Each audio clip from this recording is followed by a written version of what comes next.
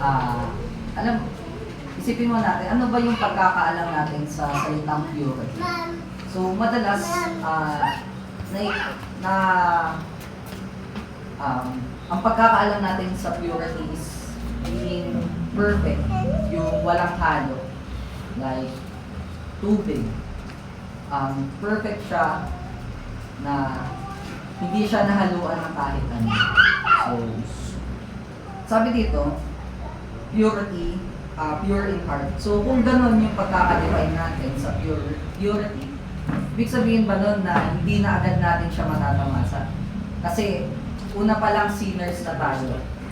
So, dito, hindi dinedefine yung purity as gano'n, as perfect na hindi tayo nagkakasala. Hindi naman dito sinabi na ano, blessed are those who never sin, o yung hindi nagkasala. Sinabi dito, blessed are those who have, blessed are the pure in heart. So, madalas natin naiisip na yung purity na to is external, nakikita natin sa sarili.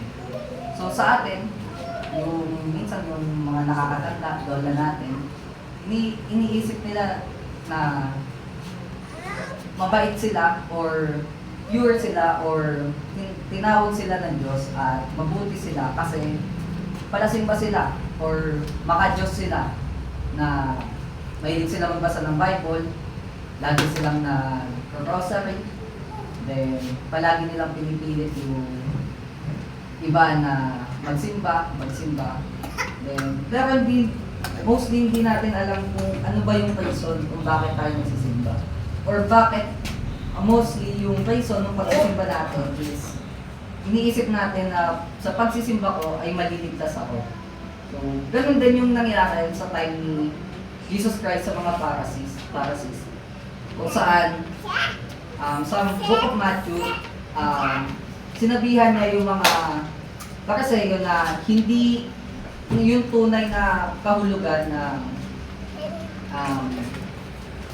pagsamba sa Diyos or paniniwala sa Diyos na hindi externally, na hindi lang sa gawang panlabas malalaman yung tunay mong pananampalataya sa Diyos, kundi inside the heart, kundi sa puso natin. So, sin came from the heart. So, yung kasalanan, hindi siya nabubuo dahil lang sa dahil lang sa nagawa na natin. Yung kasalanan natin, galing siya sa puso natin. Ibig sabihin, hindi tayo pure pagkapanganak pa lang natin. Pagkapanganak pa lang natin, sinners na tayo. Yung sin, embedded na siya sa atin. So, hindi ka magiging sinner dahil may nagawa kang kasalanan. Sinner ka by birth. Kasi nga, yun nga yung napamana sa atin nung nagkasala si Aiden. So, ibig sabihin, walang pure na pinanganak bukod kay Cristo, kay Jesus Christ. So, yung ginagawa natin sin is siya na yung output nung nasa loob natin. Ibig sabihin, inside the heart, yung sin natin na nakikita siya through actions. So, ngayon, ano ba yung biyaya ng Diyos? Sa Ezekiel 35:25-27, ang sabi,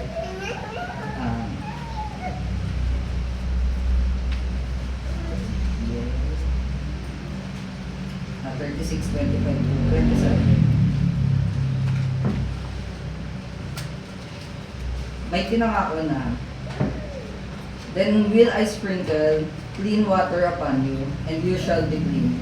From all your filthiness and from all your idols will I cleanse you. A new heart also will I give you, and a new spirit will I put within you. And I will take away the stony heart out of your flesh, and I will give you an heart of flesh. And I will put my spirit within you, and cause you to walk into my statutes, and you shall keep my judgment and do them. So, sinabi dito, bibigyan ka ng panibagong puso. Hindi lilinisin yung puso mo ngayon.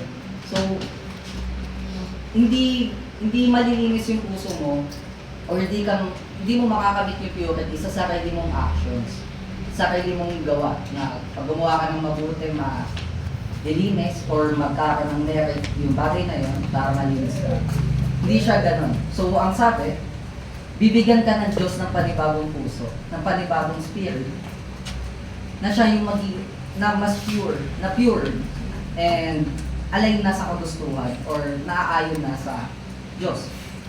So, ayun yung transform heart. Hindi siya pinurify, transform. So, binigyan ka ng panibagong puso. So, ngayon, paano natin matatamasa yung purity na yun? So, matatamasa natin siya, tulad nga ng sabi kanina, through Jesus Christ. So, hindi natin siya matatamasa dahil sa pagsisimba natin or dahil sa paggawa natin ng mabuti. Matatamasa natin siya through Jesus Christ. And hindi din natin siya, hindi tayo yung hihingi. Ay, hindi tayo yung gagawa ng effort. Yung Diyos yung magbibigay sa atin nun. Ng, ng purity, ng pure heart na yon. So, may instances na makagawa pa din tayo ng pagkakamali. Pero, tayo ay nabigyan na ng pure heart ng Panginoon, magkakaroon tayo ng righteousness or awareness sa pagkakasala natin. Hindi na tayo yung mapagsinungaling sa sarili natin. Kasi mostly, yung lagi nga natin sinasabi, yung mga tao, lagi nilang kino-compare yung sarili nila sa iba. Laging tungkol sa, mas mabuti naman ako sa iba. Pero dito hindi. Pag nabigyan ka ng righteousness ng Diyos, ng Panginoon, hindi mo na iisipin yung ibang tao. Kasi, tulad nga ng sabi kanina ni Paz, yung pananampalataya is hindi siya para sa atin. Kumbaga,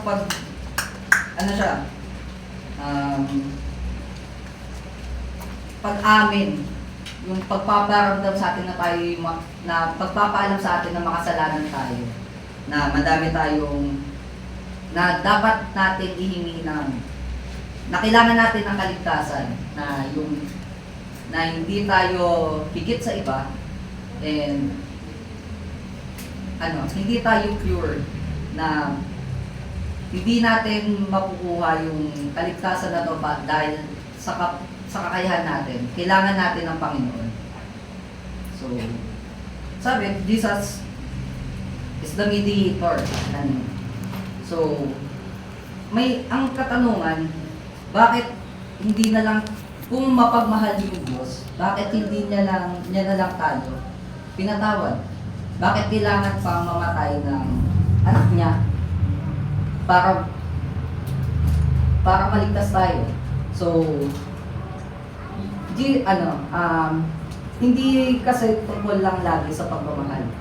God is just, love, and holy.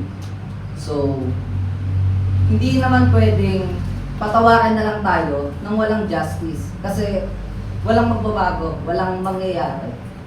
So, patuloy pa din tayo gagawa sa pagkakasala natin. And then, ibig sabihin ba nun, galit yung Diyos sa anak niya, kaya siya yung sumalo? Hindi din. So, hindi iba si Jesus sa Panginoon. So, through Christ, niligtas niya tayo. Pero, persona, si Jesus ng ating Panginoon, kasama ng Father, Son, and the Holy Spirit. So, hindi siya ibang tao. Yung mismong, siya din, yung mismong Panginoon natin, yung sumalo ng pagkakasala natin through Jesus Christ.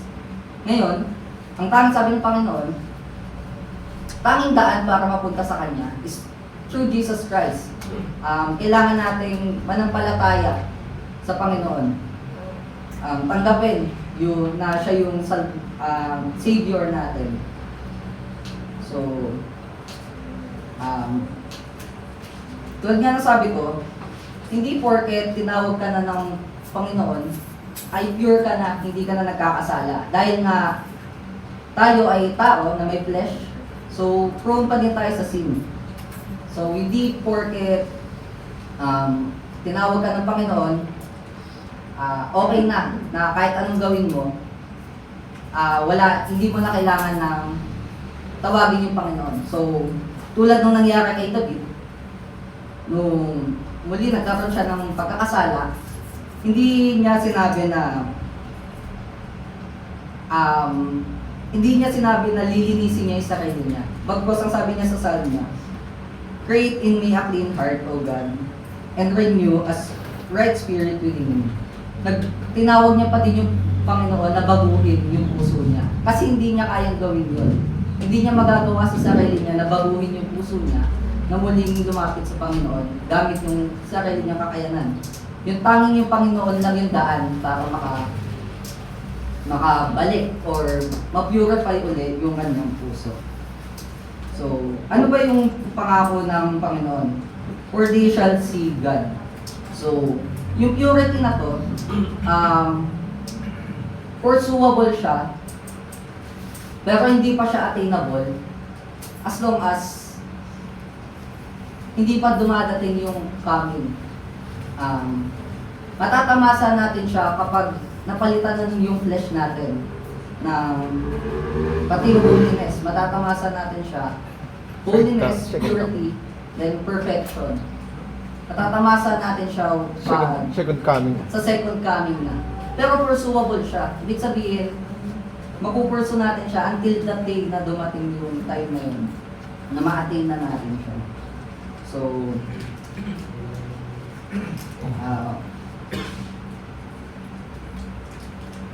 yung pag nabigyan tayo ng righteousness, yung faith din na to, unti-unti siya nagiging sight na hindi man natin ngayon nakikita yung Panginoon, pero alam natin na nandyan siya, na dinaguide niya tayo, na papunta tayo sa kingdom niya. So, ngayon, i-reflect natin sa sarili natin. Ano bang dahilan kung bakit ako nagsisimba? O bakit ako nag-aaral ng salita ng Diyos? Iniisip ko ba na pag natutunan ko yung mga salita na to, or nakabisado ko yung Biblia, is maliligtas na ako? Or yung mga actions ko ba, external na mabubuti, ay pure yun sa puso natin, bukal, o meron yung kapalit. Naghahanap tayo ng kapalit na akala natin yung bagay na yun, yung magkukos ng kaligtasan natin. Yung mga panalangin ba natin, pinagpapasalamat ba natin is yung blessing na physical? Or nagpapasalamat tayo dahil tinawag tayo ng Diyos?